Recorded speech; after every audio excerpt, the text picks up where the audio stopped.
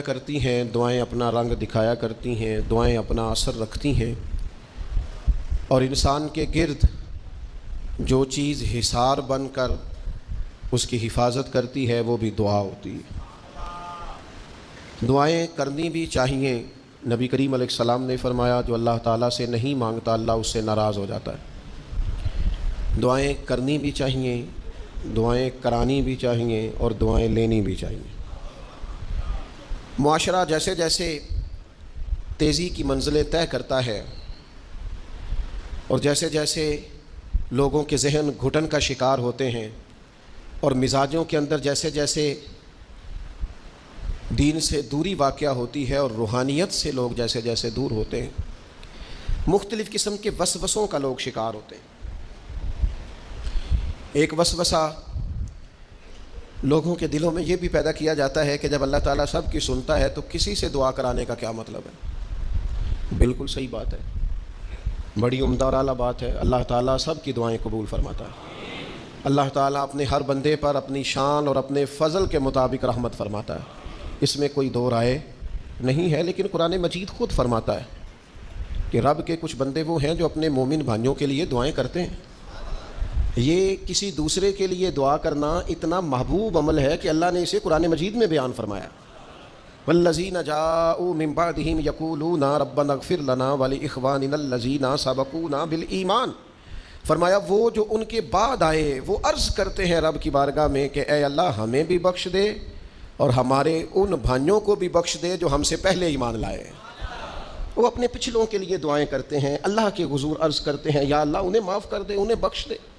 یہ دعا انہوں نے کسی کے لیے کی، اللہ نے اس دعا کو قرآن مجید کے اندر بیان فرمایا۔ دیکھیے سب کی دعائیں اللہ کے حضور قبول ہوتی ہیں، لیکن کچھ زبانیں ایسی ہیں جو رب کریم کو پیاری بہت زیادہ ہیں۔ حدیث صحیح میں موجود ہے، نبی پاک علیہ السلام نے فرمایا، رب فرماتا ہے جب بندہ کثرت نوافل کے ذریعے میرے قریب ہو جاتا ہے تو وہ پھر اتنا قریب ہو جاتا ہے، اتنا قریب ہو جاتا ہے کہ میں اس کی زبان بن جاتا ہوں، جب بھی وہ سوال کرتا ہے میں اپنے فضل سے اسے عطا کرتا ہوں۔ بخاری مسلم دونوں میں موجود ہے۔ اب ایسی زبانیں جن کو اللہ تبارک و تعالیٰ کی بارگاہ سے یہ اذن مل گیا، کثرت عبادت، کثرت نوافل، زہد، ورع، تقویٰ، کہ اللہ کے حضور جب وہ عرض گزار ہوتے ہیں تو مالک ان کی دعائیں قبول فرماتا ہے۔ تو اب اگر کسی کو کسی ایسی زبان کی خبر آئی اور اس نے جا کے اس سے دعا کرائی اور اللہ نے اپنے فضل سے اس بندے پر رحمت کر دی اور دعا قبول ہو گئی، تو بتائیے حرج والی بات کیا ہے؟ اب اس پر بھی وسوسہ ہے کہ اللہ سب کی سنتا ہے، آپ نے فلاں کو دعا کے لیے کیوں کہا؟ اس پر بھی وسوسہ ہے۔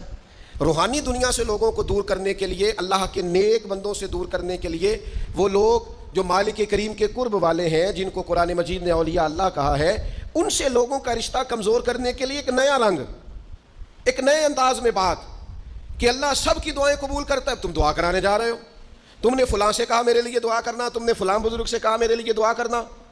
تو میرے بھائی یہ تو بڑی آسان سی سادی سی بات ہے۔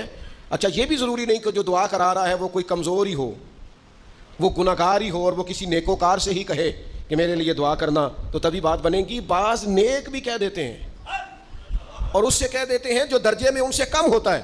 کیا حضرت امام جعفر الصادق رضی اللہ تعالیٰ عنہ نے کہا نہیں حضرت داؤد طائی سے کہ میرے لیے دعا کرنا؟